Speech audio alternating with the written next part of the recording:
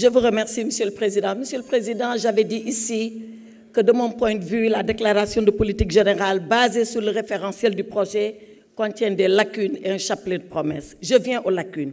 Monsieur le Premier ministre, mon honorable collègue Tafsir Choy a parlé de la réforme des institutions. Pas un mot sur les institutions dans le projet. Sur le capital humain, vous avez ici donné l'exemple de Singapour. Vous savez pourquoi Singapour s'est développé? Ce n'est pas à cause de l'argent. Singapour n'avait même pas d'eau. C'est la Malaisie qui fournissait l'eau à Singapour. Singapour s'est développé par la discipline. Le Premier ministre Lee, que vous avez cité ici, a discipliné ce peuple. Si vous avez un devoir, une obligation première, c'est la discipline, parce que c'est par la discipline que nous pouvons nous développer. Le franc CFA, la souveraineté monétaire. Mais pourquoi vous n'en avez pas parlé? Il a fallu l'interpellation d'un député de votre camp pour que vous veniez ici expliquer ce que vous voulez faire avec le franc CFA. Pourtant, nous avons vos déclarations. Et la première souveraineté monétaire, elle doit commencer par votre monnaie. Elle doit commencer par l'appropriation de votre monnaie. Qu'en dites-vous? Absolument rien du tout. Les promesses, un chapelet de vœux pieux. Monsieur le Premier ministre, 4 heures de temps, 4 heures, montre en main. 2 heures pour nous présenter votre projet, 2 heures pour répondre à nos quelques questions. Pourtant, il nous a suffi de quelques minutes. J'ai même eu le privilège d'ouvrir le bal des réponses de votre part, alors que je n'ai que 3 minutes pour vous dire je reviendrai au pupitre. Mais j'ai vu que venir devant l'Assemblée nationale, ça vous a dérangé, parce que vous avouez enfin que c'était pour échapper à une motion de censure. Alors, Monsieur le Premier ministre, Sénégal souverain, Sénégal juste, Sénégal prospère. Quand nous lisons le référentiel, quand nous lisons l'agenda national de développement adossé au référentiel, ce n'est qu'un slogan. Ce n'est qu'un slogan, Monsieur le Premier ministre. Et vous savez, les slogans, c'est des paroles et des paroles et des paroles. Et vous savez, les slogans, ça finit comme les anciens ont toujours dit, verba volant, les paroles s'envolent. Monsieur le Président, nous vous attendons. Comme le maçon au pied du mur, nous vous attendons sur les actes, nous vous attendons sur la vérité. Et je suis d'accord avec vous que c'est par la vérité qu'on doit se parler. Moi, Aïssata Tall, je n'ai jamais eu peur de la vérité. Et cette loi d'amnistie, si vous voulez l'abroger, abrogez-la. Abrogez-la. Je n'ai jamais dit que vous ne pouvez pas l'abroger. Mais quand vous l'aurez abrogé, S'il vous plaît. S'il vous plaît. Il me reste encore 2 minutes, vous pouvez parler. Quand vous l'aurez abrogé, faites face aux conséquences. Faites face aux conséquences. Et c'est là où le peuple jugera. Et c'est là où le peuple arbitrera. Ne pensez pas, honorable Amadouba, que moi, j'ai peur de la loi d'amnistie. Je l'ai défendu parce que c'est mon devoir de ministre de la République de le faire. Je l'ai défendu parce que c'est ma conviction profonde qu'il fallait la faire. Je ne suis pas comme ceux-là qui sont d'accord dedans et qui ont peur d'assumer leurs responsabilités parce qu'ils font du populisme. Je vous remercie, Monsieur le Président. Merci beaucoup, honorable député Aïssata Tall. Honorable député Ayib Daffé, vous avez la parole. C'est le dernier orateur.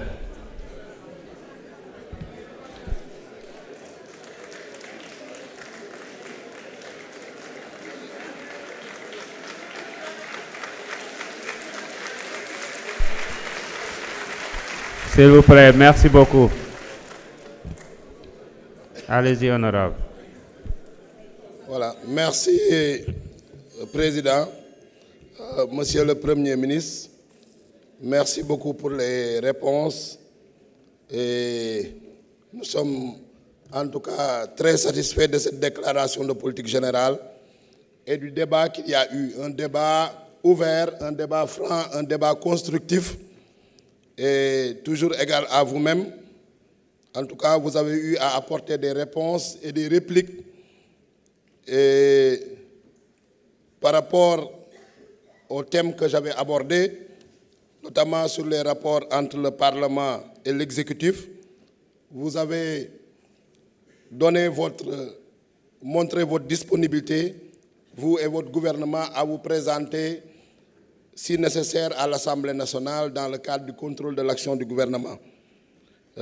di wax rek également ci beneen fànn boo xam ne assemblée nationale la concerné mooy lu jëm ci toujours benn rôle boo xam ne dañ ko méconnaître mooy l'évaluation des lois contrôle de l'application des lois parce que am na loi yu bëri ñuy voter chaque année chaque session on vote de nombreuses lois mais seen impact dañ koy dese xam ñu bëri déjà duñ ko xam dañu ignorer loi yooyu des fois tam application bi day des ñu am une commission boo xam ne mooy la commission des délégations nga xam ne c'est le président Aliou Ndao moo ko jiite man jiite woon naa ko nga xam ne rôle am contrôle de l'application des lois la ñu bëri xamuñu commission boobu lan mooy njëriñam mais mu ngi fi assemblée nationale te am nañu yaakaar ni 15e législature boobu commission boobu dina monter en puissance parce que ñun jéemoon nañ ko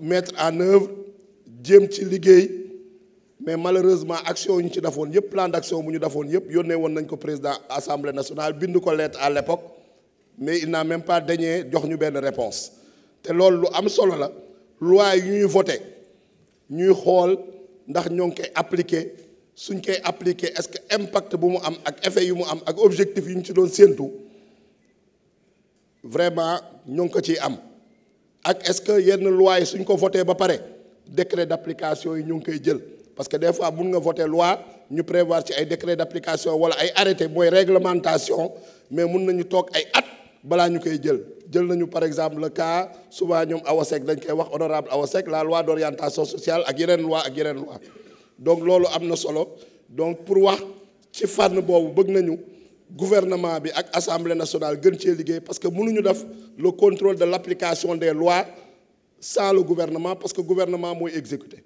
te yu si ëpp tamit si loi yi initiative bi si gouvernement bi lay jóge ay projet de loi la donc war nañu tamit yokk loi yu nga xam ne ci député yi lay jógee mooy proposition de loi yi mais loolu pour mu am foog tamit député yi ñu renforcer seen moyens humains et matériels ñu yokk assistant parlementaire yi parce que loolu également manqué na lu bëri su dee dañuy waxante dëgg donc ak ñoo xam ne assistant yu fi nekk ñu renforcer seen statut sécuriser seen statut donc président de l'Assemblée nationale mu ngi ciy liggéey ñoo ngi koy remercier suñu ñëwee ci le budget daf nañ ci liggéey bu am solo en commission le budget di remercier le ministre des finances di remercier le ministre chargé des relations avec les institutions qui était avec nous pendant une semaine chaque jour ñu examiner 4 ministères chaque jour ñu examiner au moins le projet de loi de 4 ministères donc en une semaine on a pu vraiment passer en revue tout le budget du projet de loi 2025 également adopter le projet de loi de finances rectificative pour 2024 su ma déggee ñuy naan débat amul daf may jaaxal parce que ñuy laaj débat naan article 86 alinéa 6 bu ñu war a utiliser suba pour projet de loi de finances te ñëpp xam nañ ni délai bu des may ñu examiner le projet de loi de finances dans des conditions ordinaires ñuy laaj débat ñoo fi dàqoon le ministre des finances bu mu ñëwee débat d'orientation budgétaire te ñoo ñëwaat taxaw fii ne dañu bëgg a débat donc de quel débat ils veulent parce que ministre des finances dafa ñëwoon ne leen débat d'orientation budgétaire ngeen dàq ko ne débat du fi amee léegi ngeen di laajte waat débat suñ leen neewee également ñëw leen commission doo leen ñëw vous vous absentez on ne vous voit jamais en commission et vous venez en séance plénière fatiguer les gens vous demandez des débats bàyyi leen di nax sénégalais yi débat bi am na commission yéen a fa nekkul woon vous étiez absent et vous avez tort moo tax vous passez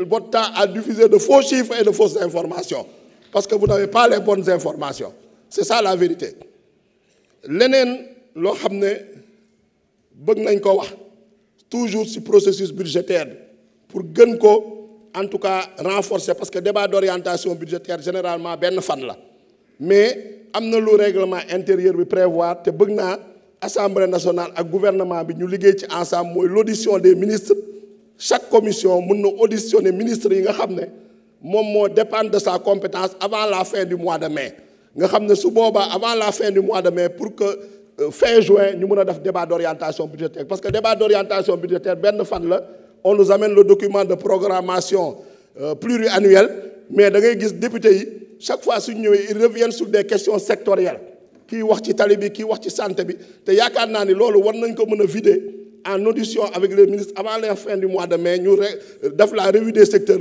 nga xam ne suñu ñëwee en débat d'orientation budgétaire on parlera simplement de la politique économique globale nga xam ne loolay préparer budget année bii di ñëw donc di wax rek monsieur le premier ministre en tout cas ñoo ngi lay encourager si yoon bu nga nekk xam nañ ni yoon bu baax la parce que soumettre nga projet bii nga ñu wax tey soumettre nga ko Sénégalais yi les Sénégalais ont arbitré ils vous ont donné 130 députés ils leur ont donné même pas moins qu'un groupe parlementaire dañu mujj lijjanti pour mun a am groupe parlementaire donc loolu mooy réalité bi loolu la élection yi joxe donc lu ci des mooy liggéey bàyyi yenn ñoo xam ne vraiment dañu ñëw dugg fii toujours mënuñoo dañ leen di gagner chaque fois seen département mosuñoo gagner seen département il a fallu que l'ancien président de la République démissionne pour ñu mën a ñëwaat assemblée nationale nekk ay suppléants mais lu ñu tànkal ak ay wax yu bëre donc 14e législature jeex na avec cette 15e législature tu vas travailler wala nga. Merci beaucoup honorable. Merci beaucoup honorable Ayib Daffé.